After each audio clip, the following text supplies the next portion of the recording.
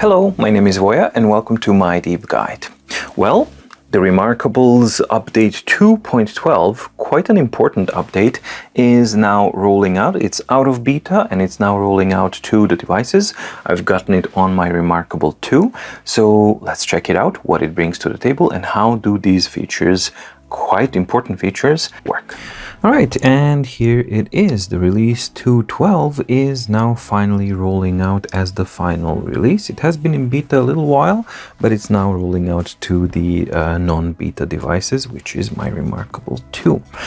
So what do we get in this release? It's actually quite an important release. This is a big one because not only does it offer a brand new functionality that expands the usability of the Remarkable device, but it also separates it from the pack because not many other competitors actually have that functionality, and that's something that a lot of people have requesting from all of the devices out there. So Books, Supernote, whichever, Remarkable included, but now Remarkable is the one that actually has that functionality. And what is the main functionality? It is the ability to insert, add, and have page management of notebook pages, so note-taking capable pages, into a document or a book. So now you can have your, let's say, a technical document or your workbook or your study book or whatever it is, it may be, and you can simply insert a page to write your notes, and then you continue listing and it becomes a part of that document. So this is a really big deal, and furthermore, the inserted page doesn't disturb the hierarchy and the ordering of the hyperlinks in a document that may contain hyperlinks, such as My Daily Organizer. So this actually makes it an ideal platform now to use the My Daily Organizer on, and therefore I will be mainly testing it there because it's a huge document. If it works there, it's going to work pretty much everywhere, right? So the biggest addition is that one. So inserting pages and adding, managing, and doing all sorts of things. We're going to cover what are all of the things that you can do with this new functionality. And in addition, they have improved the search functionality in documents and books. And now when you have a search term, you can skip to previous and next to find the previous and the next term in the document. So you can navigate the document that way. So those are the features. And now let's start checking them out. As I mentioned, I'm going to be using my Daily Organizer that I have, which is a hyperlinked organizer document. So basically, all of these things are hyperlinked. So this is a really difficult document. It has 1,792 pages, and the document itself has over 11,000 hyperlinks in there. So I think that it's an ideal thing to, first of all, test out the functionality and the performance, how robust it is, and all of these kinds of things. So yeah, let's see how that actually works. So if I go onto a date, let's say February 18th, whatever. So previously it was not possible to insert a page if you wanted to add a new page, or if you wanted to actually add a page, an existing page from your notebook from before, to become a part of your document or My Daily Organizer in this case. So now if we go to the page management, we have a brand new icon here which says add note page, right? And then when you click it, it automatically adds, but I'm going to keep a pen here so that he doesn't lose focus, but it adds only an empty page. So that is one thing that is most definitely a negative side, but this new page is not just a new document page, it's actually a notebook page. Now, why is that important if you don't have the ability to add templates? Because if I go here and I try to go to the background, right, where we would be able to add templates, we do have layers, but we don't have the ability to add a template. So that is most definitely a negative point. But The most important point for me is, why is it important that it's a notebook page? Well, let's add another one. So this is my second notebook page in my document. Okay, and actually let's just delete that one. We don't need the line because of the next thing that I'm gonna do. All right, so now if I go to the page overview, you're gonna see that we have our regular pages and the new pages are added here. So first things first, we can still navigate normally by page flipping, of course, but a complicated document like this one, for example, if this isn't implemented properly, then the hyperlinks shouldn't work anymore and the document would be broken. So if I click on February, it shouldn't go to February, but it does. So things are good. Things have been implemented well. And I've also played around February 10th here. When I was testing it, I was adding a bunch of pages, and you can actually see that all of this is working as you would expect it to be. So first thing first, yes, you add blank pages, and nope, it does not affect the negatively the hyperlinks of a document. So the document remains intact, which is very, very important for technical documents, because if they have references to the glossary or whatever, when you actually have to jump between front and back, or if it's a case like this one with the My Daily Organizer and any other hyperlinked organizer, you can safely use this feature and add those pages, which is an excellent thing to see. All right, so what else can we do, and why is it important that they are notebook pages and not just document pages? Well, because if I go to page overview, right, and I want you to pay attention to the upper row here. So these are document pages, right?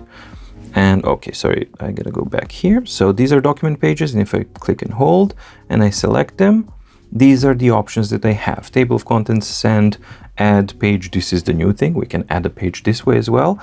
We can move and duplicate pages. Okay, so that's kind of interesting.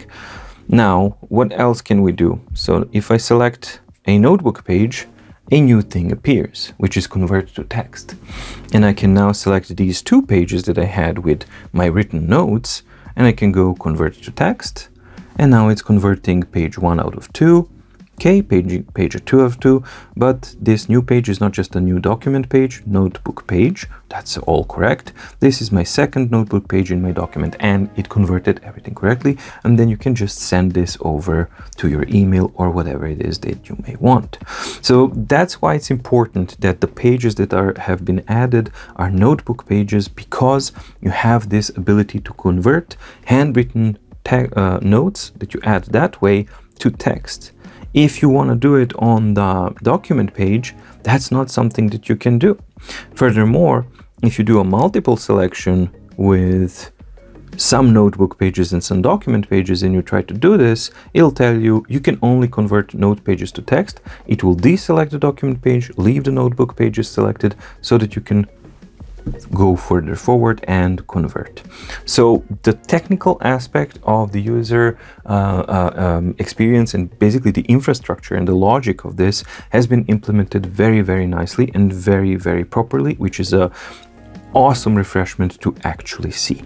All right, with that out of the way, what else can we do? Well, we can add a page this way. So I can add another blank page, and then I can go to that page and say, this is a test page. Why is this a test page? Well, because I'm going to delete it. So because now we have also the option to delete a page that I may not want. So I can delete that page, everything is fine. Can I do the same thing on, for example, if this is my daily organizer? I haven't tried this before, so let's see, because this is a new type of functionality. Let's say maybe you don't want to have daily diary for this day, for example. So now I can select this page, delete it. Yes, delete the page. And I'm just wondering what happens with the hyperlinks now, because we have deleted a page with a hyperlink.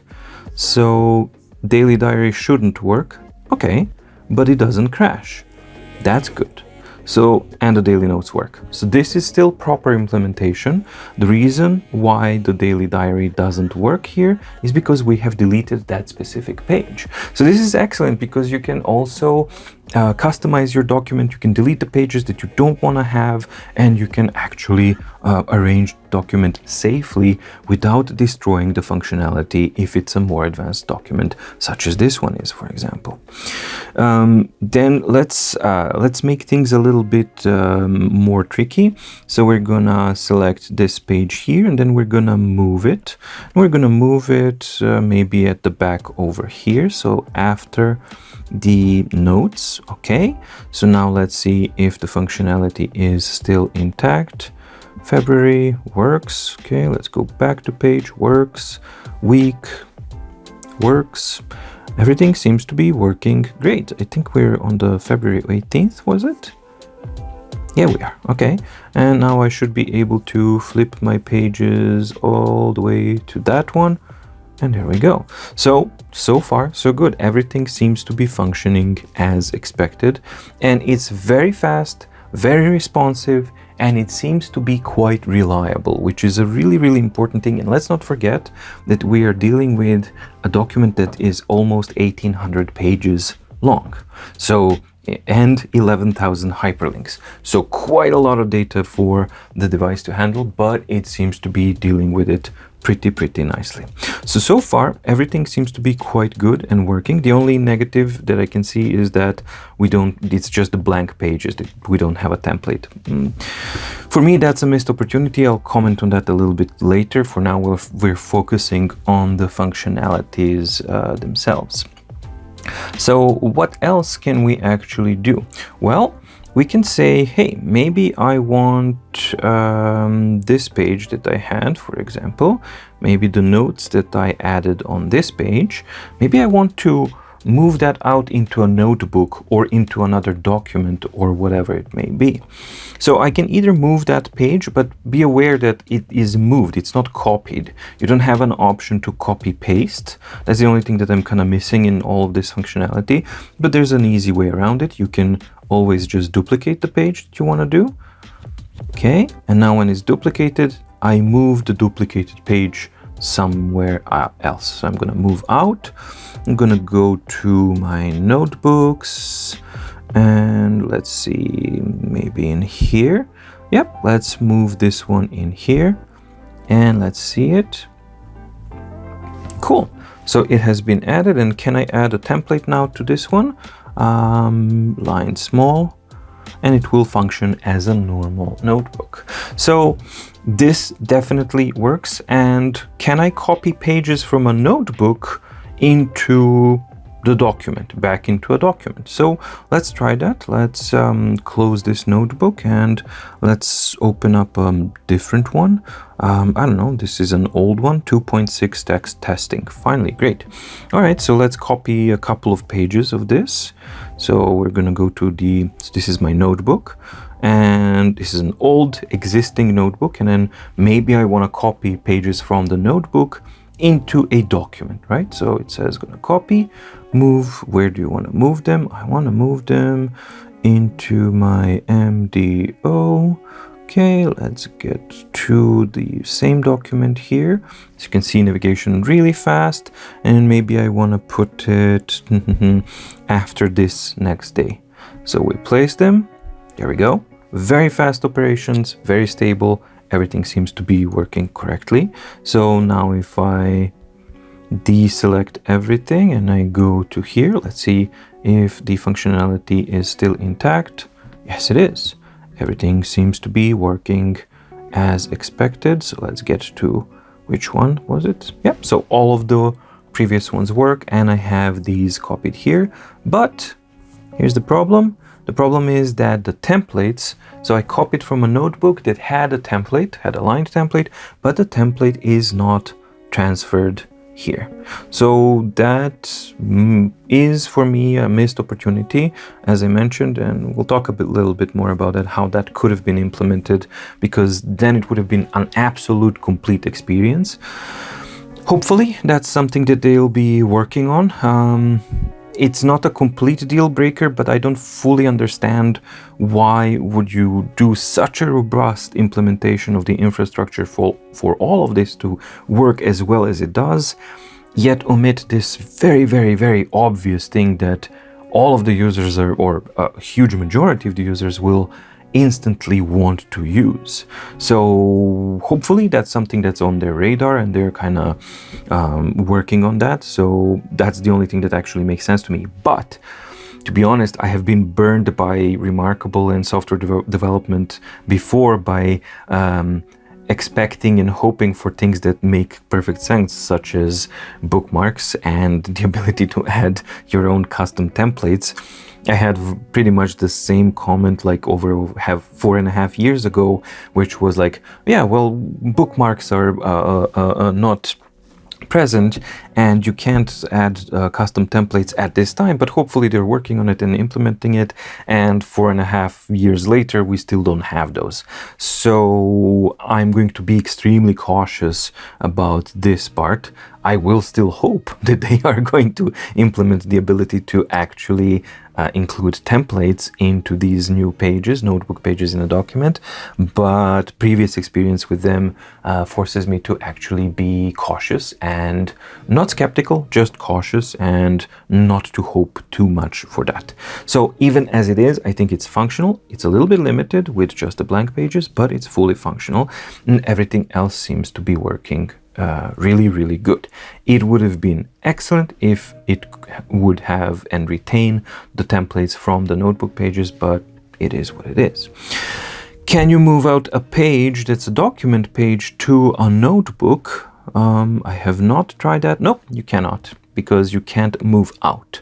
You can only move the page within the document itself, which is also a cool thing to actually have as a functionality. But no, you can't take out a page into a notebook. Another thing that I've also noticed is that if you go to the table of contents now, and let's just go to somewhere else so that I can show you what I mean.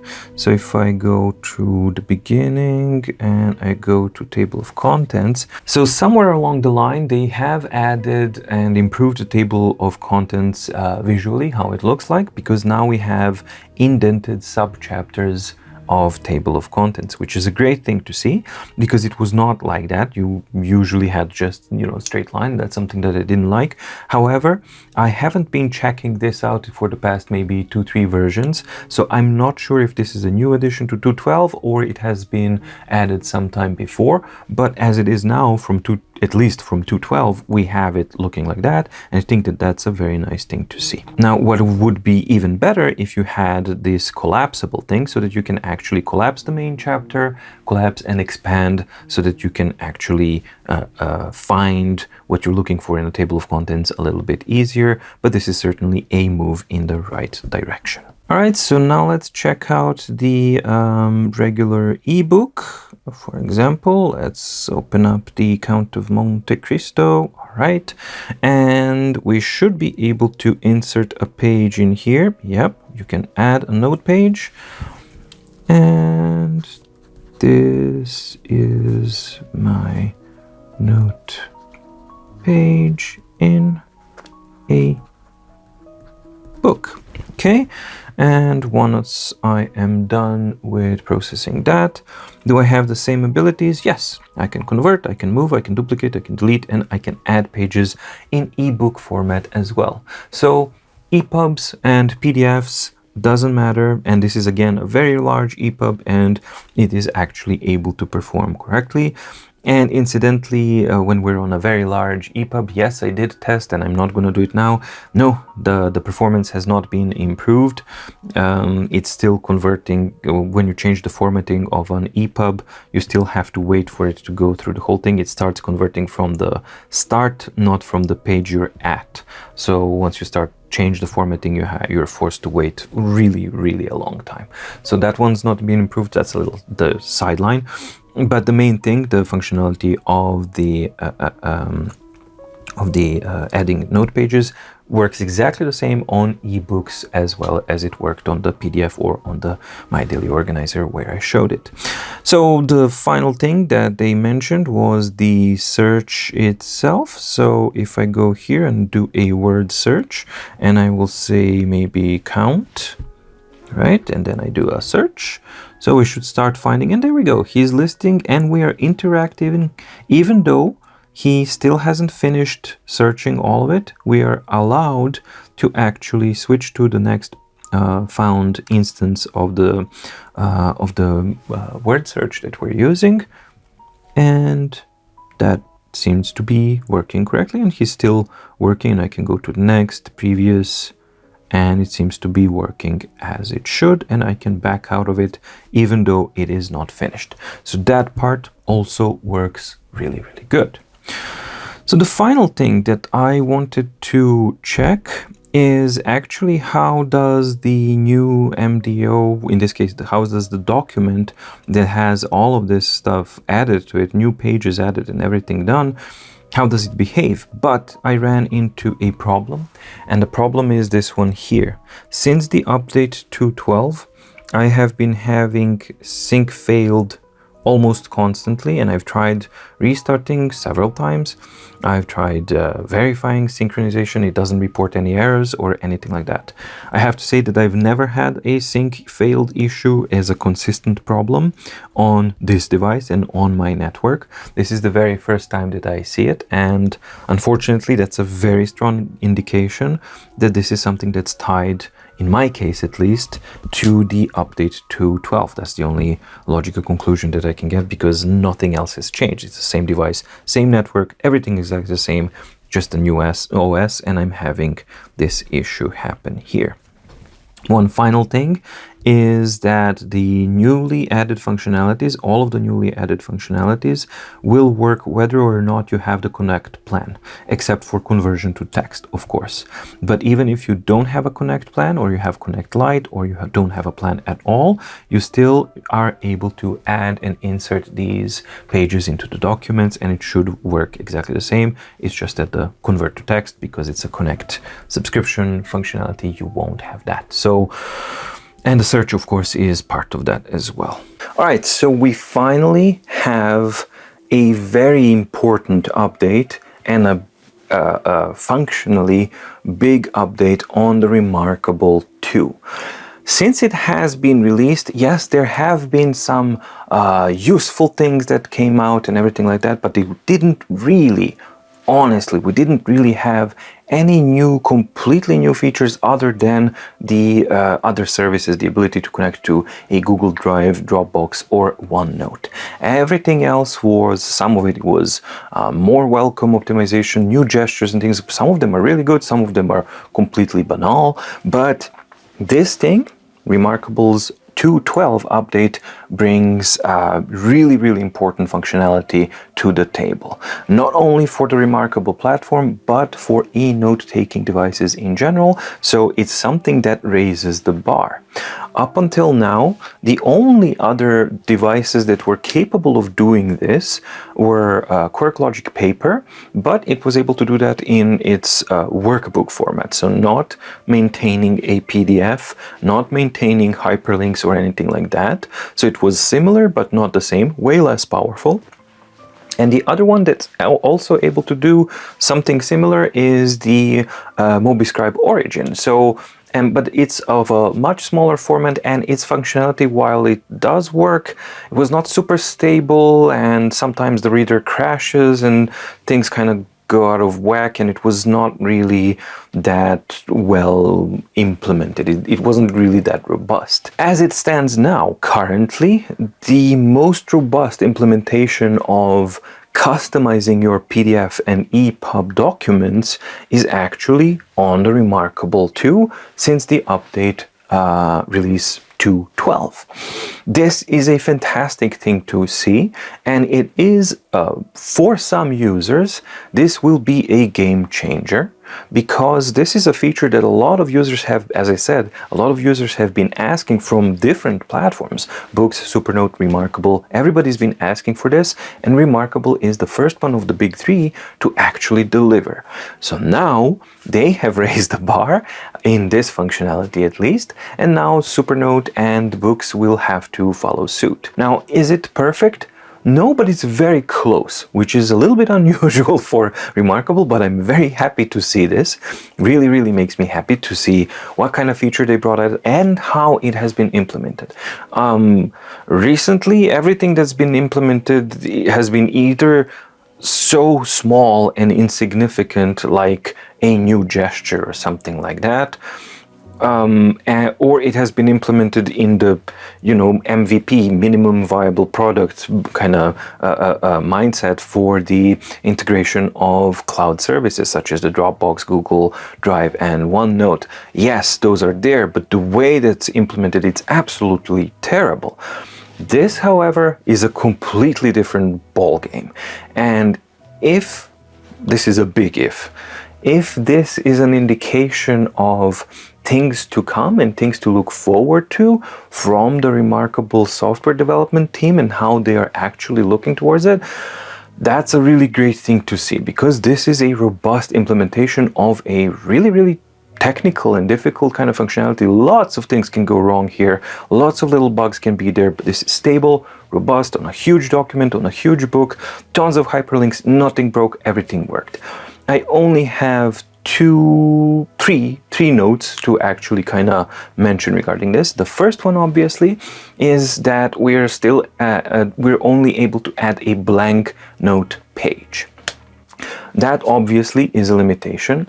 I don't understand fully why it has been rolled out like this, because that's pretty much the number one thing that most of the users will want to do, is to add a new page and then you have a little pop-up and then it's like add a blank grid or a lined new page. That would have been enough for a start, at least. Or you could even simplify it further. You could have add a new page and then you have the way to choose new brushes. You just have two options: add a blank new page or add custom or add a defined new page, and you could define it somewhere else if you want to.